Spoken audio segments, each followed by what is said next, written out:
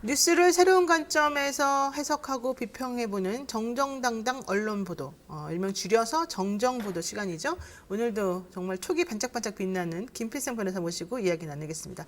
김필성 변호사님 어서 오세요. 네, 안녕하십니까. 예, 네. 마스크는 빼셔도 될 것 같고. 그럴까요? 예. 네.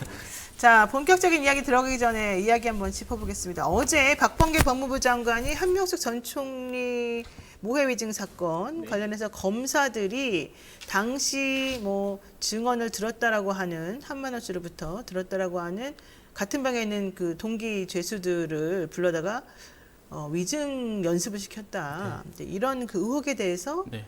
감찰을 했잖아요. 네, 그리고 그렇죠. 감찰 결과를 어제 발표했잖아요. 네. 우와, 근데 장관이 직접 발표하는 것도 좀 이례적이었고 네. 일단 내용 면에서도 사실은 저희가 생각했던 거하고 좀 달랐는데 어쨌든 좀 정리를 좀 한번 해주실까요? 일단 뭐 장관이 발표할 만한 사안이었습니다. 아, 그래요? 네, 이제 애초에 대검에서 이제 네네. 감찰 결과가 나왔던 거를 다시 이제 지시해서 한 것이어서 그리고 나온 결과가 상당히 물론 의혹으로는 제기됐던 좀 것들이지만 부끄러운 내용이었어요. 솔직히 말하면. 예, 그렇죠. 예. 근데 그 의혹이 실제로 거의 사실이라는 게 대부분 네. 밝혀졌기 때문에 장관이 나와서 직접 얘기할 만한 내용이었고요. 뭐 구체적인 내용은 이제 뭐 어느 정도 보도가 돼서 아시겠지만 100차례 이상 관련자들을 불러서 증언하는 연습을 시켰다는 그러니까요. 그 사실은 인정이 됐고 그 과정에서 일부 부적절한 대응이라든지 아니면 뭐 그러니까 원하는 쪽으로 유도한 그렇죠. 증언을 유도하는 듯한 그런 모습들이 보였다. 그러니까 확실히 어떻게 위증했는지 위증을 어떻게 교사했는지를 특정해서 말하지는 않았지만 네네. 부적절한 정황이 있다는 사실은 충분히 인정된다는 사실을 브리핑하는 자리였기 때문에 장관이 나와서 얘기할 만한 그런 내용이 아니었나 이렇게 생각이 듭니다. 그러니까 장관이 얘기하는 거는 뭐 정말로 그 정도로 이제 상황이 좀 중대하기도 했고 또 옛날에 처음에 나온 결과하고 조금 다른 부분이 있었기 때문에 네, 그렇죠. 얘기하는 것이 우리 국민 편에 봤을 때는 당연한 것이었다 네. 이렇게 생각해 볼 수도 있는데요. 네. 이런 얘기를 했어요. 당시 수사팀이 재소자를 대상으로 한 전 총리에게 불리한 증언을 교사했다는 증거는 사실 나오지가 않았다. 왜냐하면 조서를 안 적었기 때문이다. 뭐 이런 네. 얘기겠죠. 근데 공소 제기 이후 검사의 참고인 조사는 부적절한 증언 연습이다. 그래서 증인 사자 면담을 최소화하고 면담 내용 기록도 보존하도록 개선해야 된다. 이렇게 개선책까지는 냈는데 네. 그래서 어떻게 하겠다는 거지. 그 사람들이 못했으니까 뭐 징계를 하겠다든지 뭘 이거는 좀 절차적 진실이 잘못되었으니까 뭐 좀 바꿔야 된다든지 이런 내용은 좀 없었지 않아요? 네, 그런 내용은 좀 없었고요. 네. 뭐 이제 일부 언론 보도에서는 증거를 제시하지 못했다 이렇게 얘기를 하는데 전체적인 내용은 사실은 그런 브리핑 자리에 와가지고 증거를 하나하나 다 제시하면서 하기는 좀 어렵고 아마 이제 내용들 사실관계가 이렇다라고 언급한 부분에 대해서 내부적인 기록이나 증거들은 남아 있을 것 같고요. 다만 이제 그 브리핑한 내용에 따르면 언론 보도에 따르면 구체적으로 어떻게 위증을 교사했는지의 내용이나 이런 것들은 나오지 않는 것처럼 얘기했기 때문에 그 부분에 대한 증거는 아마 확보되지 못했던 것 같습니다. 근데 그렇게 불러서 얘기하고 하는 것들에 대해서 실제로 어떻게 위증했다는 내용을 구체적으로 공문서로 남겨놨을 가능성은 높지 않기 때문에 그렇죠. 그건 아마 확보하기 쉽지는 않았을 것 같고요. 이와 관련해서 지금 사실 뭐 오영애 변호사님도 실무를 많이 하시지만 이제 그런 부적절한 사실 그 수사 관행 같은 것들이 있었거든요. 그래서 네. 뭐 피타임이라든지 면담이라든지 이런 것들부터 시작을 해서 수사 기록을 제대로 보존하지 않고 그런 네. 것들을 유리한 증거인 경우에는 그 피고인 쪽에 공개하지 않고 뭐 이런 네. 것들이 이런 관행들이 계속 이루어지지 않는데 이번 기회에 그런 것들이 좀 바로잡히는 그런 계기가 좀 됐으면 좋지 않을까라는 생각이 좀 듭니다. 사실 제가 예전에 그 저축은행 사건 때 박지원 그 당시 이제 의원이었죠. 네. 지금은 국정원장이지만 그분 사건을 처리하면서 그 당시에 그 저축은행 장이었던 사람이 증언을 한 것이 되게 중요한 자료였는데 증거였는데 그분이 주요 진술이 자꾸 바뀌는 타임이 있었어요. 네. 그 타임이 바로 이런 식으로 증인이라고 해야 되나 참고인이라고 해야 되나 이런 분들을 이제 검찰에서 불러가지고 시도 때도 없이 불러가지고 맨날 데리고서 뭔가를 하는 거예요. 네. 근데 뭘 했는지에 대해서는 결과적으로 하나도 안 나와 있는 거예요. 그리고 아주 결정적인 순간에만 말을 바꿀 때 뭔가 진술서가 딱 나와. 그러니까 그런 식으로 진행이 많이 돼가지고 제가 계속 그거에 대해서 어필을 많이 했었거든요. 그래서 사실은 이거는 분명히 부적절하게 뭔가가 있었다. 그랬고 재판부에서도 이제 그런 식으로 판단을 내려줬었고 그래서 이제 무죄가 나온 적이 있었었는데 이 사건도 보니까는 그 증인이라고 하는 사람들의 증언이 사실 매우 중요했었었는데 왜냐하면 한만호 씨가 위증했다라고 본인이 또 막 얘기를 하는 게 막 있으니까 그런 부분에 있어가지고는 절차적 진실을 그러니까 더 밝혀내는 게 저는 더 중요하지 않았을까라고 생각이 좀 들긴 합니다. 네. 그러면 이런 경우에는 재심까지도 갈 수 있거나 뭐가 좀 뒤집어지거나 그럴 수가 있을까요? 사실 이걸로는 조금 약하고요. 약해요. 이제 재심으로 가려면 재심 요건들이 딱 정해져 있으니까요. 이제 관련자들, 관련한 수사관들이나 검사가 네. 어떤 저기 위법한 그런 수사 과정에서 위법성이 인정이 돼야 되는데 네. 지금 여기에서는 부적절한 정도인 것까지만 확인이 된 것 같아요. 그래서 사실 여기에 대해서는 지금 이제 박범계 장관의 브리핑만 있게 있었기 때문에 내부적으로 어떠한 판단이 이루어졌는지 그리고 여기에 대해서 후속 조치가 어떻게 될지는 조금 더 지켜봐야 될 것 같긴 한데 그렇죠. 재심으로 연결되기 위해서는 이제 보통 이제 과거사 사건의 재심 같은 경우에는 많은 경우에 관련자들이 고문이나 아니면 부적절한 뭐 이러면 그 불법 감금 이런 것들을 수사 기록이나 이런 것들을 확인을 해서 그걸 기준으로 사실은 진행하는 경우가 일반적인데 요건 아직 그러기 좀 어려울 것 같고요. 그 외에 다른 요건들이 충족될지 여부는 좀 살펴봐야 될 것 같긴 합니다. 그렇군요. 좀 그런데 어쨌든 공수처에서 지금 그 당시 윤석열 검찰총장이 있을 네. 당시에 이 한명숙 총리 모해증 사건에 대한 감찰 제대로 안 하도록 못하도록 한 네. 것이 지금 공수처에 가 있잖아요. 네. 그럼 거기서 조사하는 거하고는 별개로 또 그건 또 진행됩니까? 별개의 문제죠. 그건 별개의 문제고. 그렇군요. 네. 자, 그런데 이제 어제 얘기 나온 것 중에 하나가 이거죠. 법무부가 이제 감찰 담당관실이 한 전 총리 진정 사건 처음에 이제 접수됐을 때 이거를 검찰, 그러니까 대검의 감찰부로 이첩을 했는데 윤 전 총장이 대검 인권부로 이거를 집어넣어 버렸잖아요. 네. 그래서 사람들이 왜 이걸 인권부로 대배당하고 막 이러지? 이런 얘기 많이 했었었단 네. 말이죠.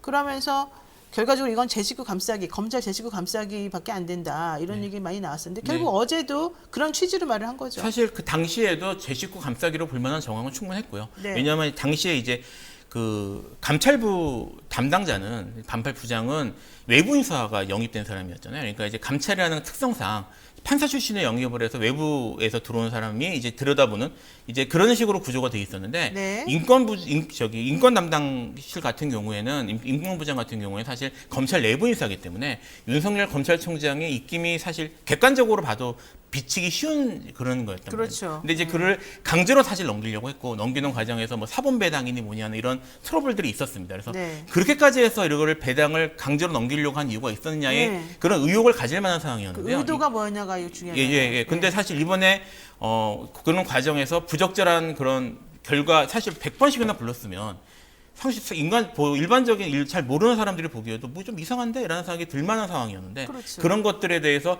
그런 식으로 재배당을 무리하게 하고 그리고 결과가 그렇게 나왔다는 것이 이런 제 식구 감싸기라고 볼 만한 충분한 정황은 되지 않나요? 근데 그 미란다 원칙이라고 하는 게 이제 유명하잖아요. 우리가 네. 사람들 체포할 때 뭔가 그 절차나 권리를 제대로 고지해주지 않으면 네. 그 사람이 유죄라 하더라도 뭐 그것에 대해서 무죄를 그때 선고해야 된다. 이런 게 네. 미국에서 나온 그렇죠. 이론인데 네. 예를 들면은 김학의 사건 같은 경우가 좀 그런 그렇죠. 상황이었잖아요. 네. 지난번에 대법원에서 파기환송된 이유 중에 하나가 김학의 사건 관련해서 이제 증언을 했던 사람을 검찰이 증언하기 전에 불러가지고 한번 불러서 이제 뭔가 했다는 것 때문에 네. 이 증언은 오염됐을 가능성이 있으므로 이거 다시 살펴봐라. 그래서 돌려보는 게 그 당시 김학의 사건 관련된 대법원의 파기환송 사건이었는데 예. 그것과 마찬가지라고 한다면 이 한명숙 모해진 사건 같은 경우에도 물론 이미 확정 판결까지 났습니다만은 네. 사실은 증언들이 전부 다 이렇게 거짓말, 증언 연습까지 하면서 검찰에 의해서 증언 연습을 하면서 거짓말한 게 되니까 당연히 오염이 된 거고요. 네. 그러다 보면 그건 증거로 쓰면 안 되는 것이고요. 네. 그렇게 되면은 결과적으로는 한명숙 전 총리에 대한 유죄나 이런 것들을 인정하기 좀 어려워지는 부분이고요. 이제 이렇게까지 넘어갈 수 있는 거 아니에요? 그러니까 지금 말씀하셨던 게 이제 그 증거 능력이 문제인데요.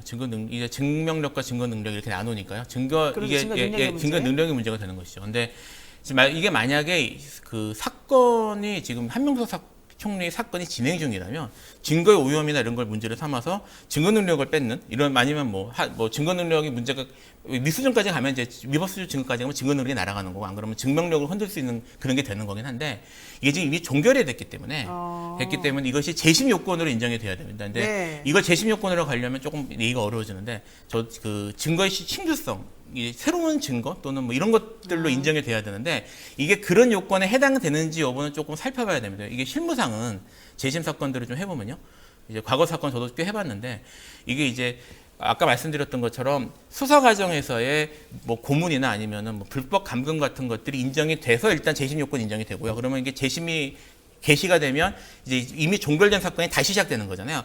다시 시작된 이후에는 그렇게 위법한 그런 수사가 있었기 때문에 위법 수집 증거로 증거 능력을 날리고 증거 능력을 다시 부정하고 그렇게 해서 증거를 빼버린 오염된 증거를 빼버린 다음에 다시 판결을 받거든요. 네. 근데 지금 이제 만약에 한명숙 총리 사건이 다른 이유로 재심이 개시됐다면 지금 말씀하셨던 것처럼 이걸로 충분히 그 증거 능력을 다툴 수 있을 것 같은데 증거 능력이 의심이 가는 증거가 있다는 것만으로 증거의 신규성이 인정되는지 여부는 좀 살펴봐야 될 것 같습니다. 아, 그렇군요. 아유, 복잡스럽네요, 정말.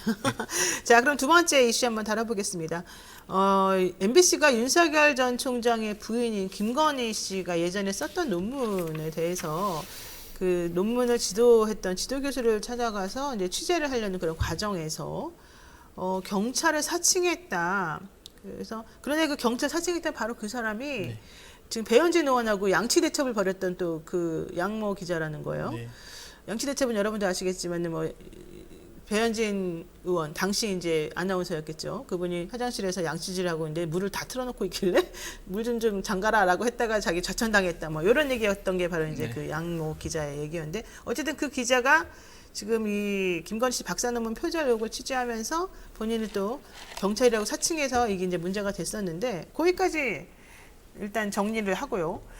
질문 이제 들어갑니다. 취재 과정에서 결과적으로는 경찰 사칭을 했다라고 하는 게 이제 얘기가 되는 건데 우선 취재 과정에서 경찰 사칭하면은 무슨 죄가 됩니까? 이제 공무원 자격 사칭이라는 공무원 죄가 자격 사칭의 죄라는 구성 요건이 정확히 뭐죠? 이게 그러니까 공무원이 아닌데 네. 공무원을 사칭하면서 네. 공무원의 그 공무원이 할 수 있는 저기 직권 같은 게 있을 거 아닙니까? 네. 그런 것들을 행사하는 것이죠. 아, 그러면은 경찰이 아닌데 네, 경찰이 하는 그런 그 사람을 조사할 권리 그렇죠. 이런 것들을 본인이 자격도 없는 사람이면서 이제 함부로 행사했다. 그쵸, 예, 예. 요게 바로 문제가 된다는 네, 거예요. 형법 118조. 아, 그렇군요. 규정이 있습니다. 근데 기자들도 원래는 뭐 조사하거나 이렇게 할 수 있잖아요. 이거 조사 이게 이제 일반이니까 공무원도 아니고요. 네. 전화해서 이제 이런 거 저런 거 물어보는 게 직업이니까 물어볼 수 있는데 네. 이것이 기자가 물어보는 경우에는 공무원이 아니니까 또 수사 권한을 갖고 있는 사람이 아니니까 그때 대답하는 것과 내가 경찰인데 물어볼 게 있다라고 물어보는 거하고 분명히 다르죠. 아, 그래서 그랬는지 윤석열 전 총장이 이 기자를 포함해서 3명을 지금 고발을 했어요. 네, 네. 이거는 어떻게 적절합니까? 어떻게 되겠습니까, 앞으로?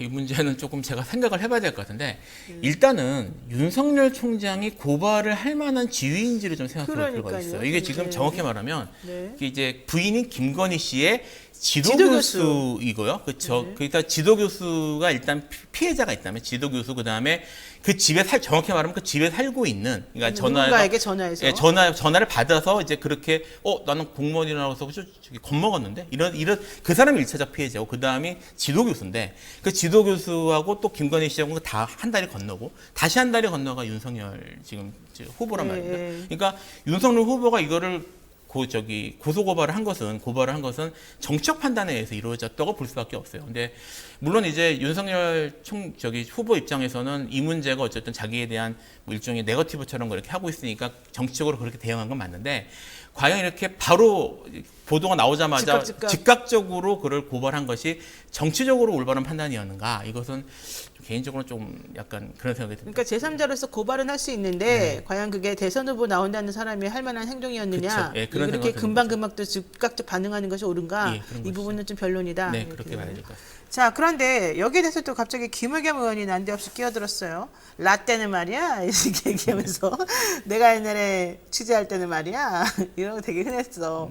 그 얘기였던 것 같은데 물론 뭐 그게 본질은 아니었다고 본인은 나중에 얘기는 했습니다만은 야 이거 좀 너무 나간 거 아니냐 이런 얘기 안 할 수가 없어요. 예, 근데 이제 이런 건 있어요. 일단 좀 나눠서 봐야 될 것 같은데 형사범죄는 분명하고요. 판례도 많이 있습니다. 근데 판례가 많이 있다는 건 많이 이루어졌다는 나는 행동이 그런 범죄 행동이. 그러니까 그거를 관행이다라는 말 자체가 이제 사실은 감싼 듯한 이제 표현이기 때문에 네. 적절하지 못했던 건 맞는데 사실은 기자들 사이에서 그런 일들이 그동안 상당히 좀 있었고요. 그렇죠. 그래서 그 언론인들 사이 언론 뭐 아니면 뭐 저기 언론학과, 언론정보학과나 이쪽 하시는 그런 학계 내에서는 이런 식으로 자꾸 그 처벌받고 하는 일들이 벌어지는 것에 대한 우려가 사실 좀 그동안 있었던 것 같아요. 찾아보니까 논문 같은 것도 있더라고요. 그래서 뭐 관행까지는 아니지만 그런 것들이 좀 과거에 좀 자주 있었던 건 사실이다. 다만 이제 제가 저도 좀 관심이 있어 찾아봤는데 네. 한 2000년대 초반 이후에는 사건이 거의 없습니다. 그러니까 최근에는 어쨌든 그런 것들이 거의 사라진 건 사실인 것 같습니다. 아,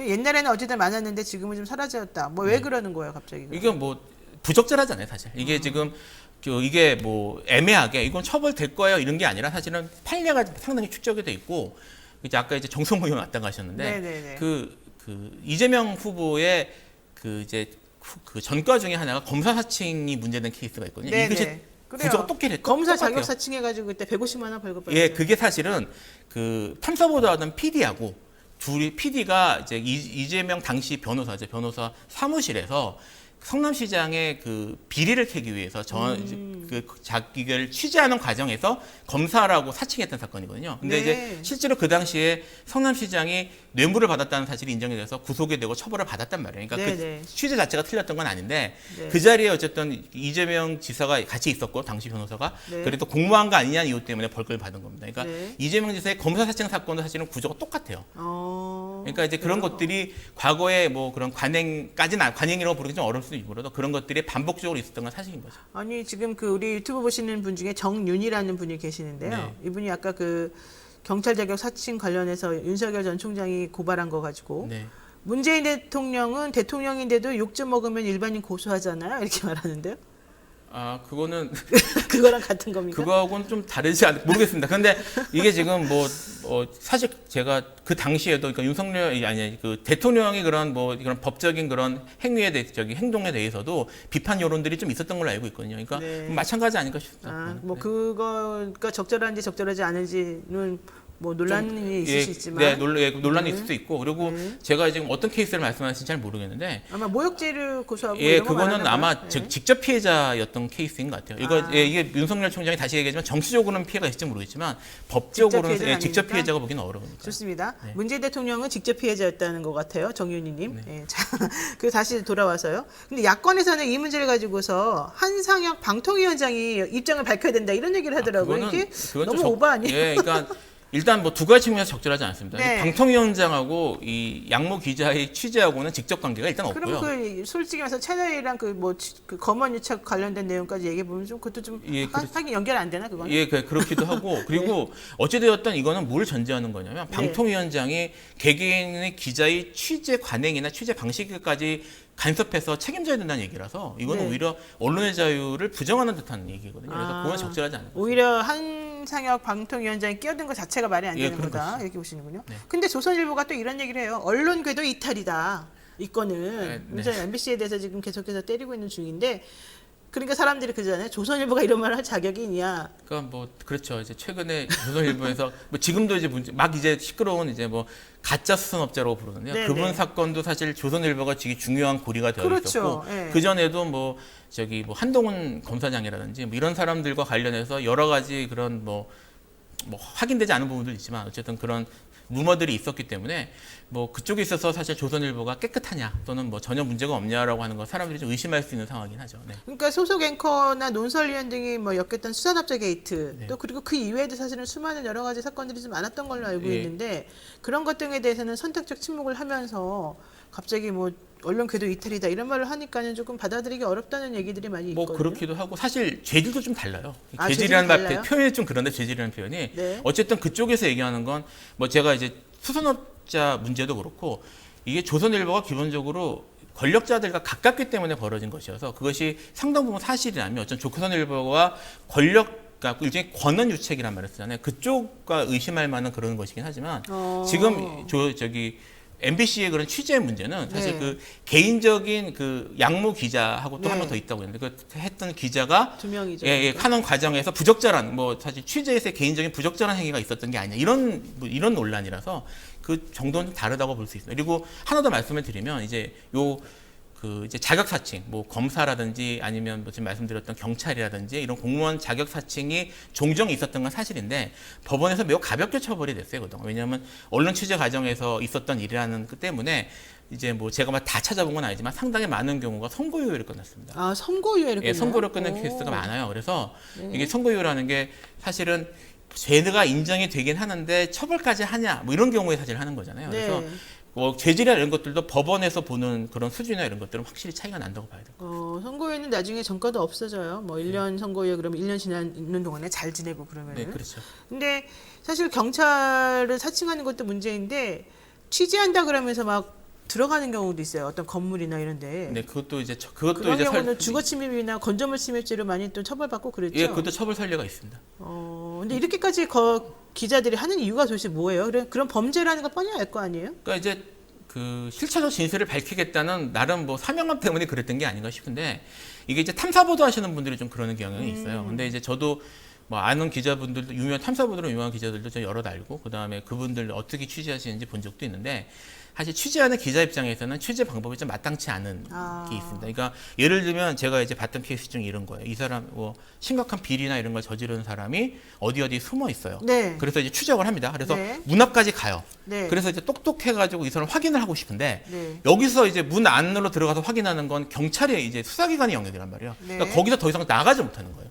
뭐 이런 식의 경험들이 쌓이다 보니까 이제 뭐 내가 이제 그런 취재 욕심이나 이런 것 때문에 이런 일들이 벌어진 것 같은데 네. 그럼에도 불구하고 그런 욕심이나 그런 의혹 같은 것들이 이 범죄 행위를 정당할 수는 없죠. 그렇죠. 요거 이제 여쭤보겠습니다. 지금 가짜 수산업자 사건이 이제 좀 계속해서 뜨거운데요.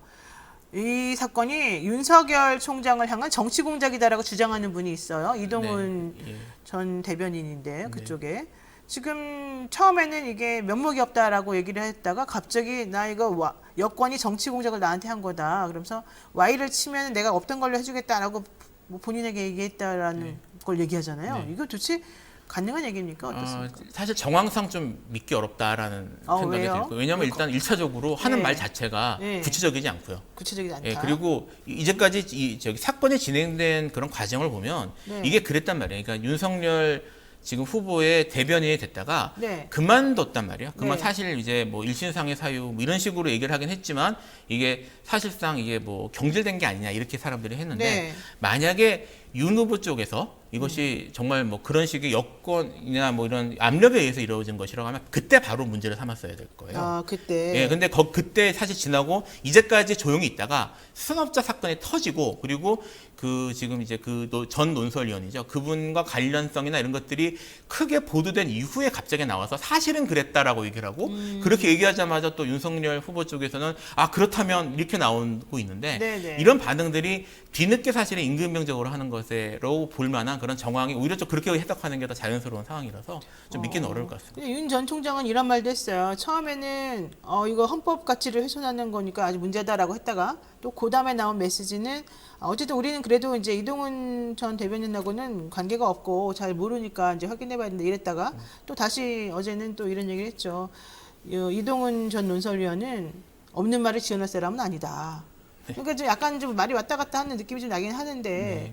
결과적으로는 지금 본인의 뭐 조금 상황이 안 좋다고 생각했는지 어쨌는지 이 사건을 크게 키우겠다는 거예요? 아니면은 뭘 어떻게 하겠다는 거예요? 좀 아직 어떻게 봐야 돼요? 판단을 잘 못하는 것 같습니다. 판단을 예, 못하고 판단을 잘 있어요? 이게 지금 사실 뭐 이제 좀 약간 조심스럽긴 한데 윤석열 후보가 그동안 이제 다른 이슈들이나 이런 거 대응하는 것도 네. 약간 일관성이나 이런 것들이 좀 없었던 느낌이 있고 그다음에 효율적이지 못하는 느낌이 좀 있었는데요. 이것도 사실 약간 그런 느낌이고 네. 그리고 이게 지금 사실 이제 말씀드렸던 것처럼 정황상 이게 그 이 논설위원 말이 맞는가 이런 네, 생각이 좀 네. 드는 사실 그런 정황이 있었는데 네, 네. 그러니까 거기에 대해서 좀 신중하게 얘기를 했어야 되는데 사실 바로 이거는 그렇다면 넘어갈 수 없다고 그렇죠. 했다가 다시 또 발을 빼는 듯한 모습을 보이고 있어서 네, 왔다 갔다 하는 것도 예, 약간 좋지 그런 않네요. 느낌이 듭니다. 자, 마지막 피해 사실 공표 얘기 안 할 수가 없어요. 어저께 네. 박범계 장관도 얘기를 한 게 네. 있기 때문에 윤 전 총장의 정치 참여 선언일이 6월 29일이었는데 네. 하필이면 그날 이런 일이 터졌다. 지금 이동훈 측에서 주장하는 내용이에요. 그러니까 윤 전 총장 여기 힘을 실어주고 네. 있고 이거 어떻습니까? 앞으로 이런 일 벌어지면 안 되겠지만 그러니까 이제 뭐 저는 그것이 피해 사실 공표하고 이게 이제 연결되는 직장 연결될 케이스는 아니라고 생각을 하고요. 예. 다만 이제 피해 사실 공표라는 것이 우리가 이제 생각하는 것보다 사실 알 권리라는 말을 쓰긴 쓰는데 네. 뭐 알 권리가 사실 저기 뭡니까? 헌법학 이쪽 연구하시는 분 쪽에서는 좀 논란이 많은 권리긴 합니다. 한데 뭐 그거를 차치하더라도 네. 알 권리라는 이름으로 피의 사실 공표가 남발되는 거는 뭐 원칙적으로는 차단되는 게 맞지 않을까 그런 생각이 그렇군요. 듭니다. 네, 우리 훈이한개님 검사방에서 공문 가지고 나온 기자도 있던데 앞으로 이런 일 없으면 좋겠습니다. 이렇게 말씀하셨고요. 알 권리가 아무리 중요하더라도 이렇게까지 하는 건 옳지 않은 것 네. 같다. 네, 오늘 여기까지 말씀 나누는 걸로 하겠습니다. 지금까지 김필상 변호사였습니다. 고맙습니다. 감사합니다.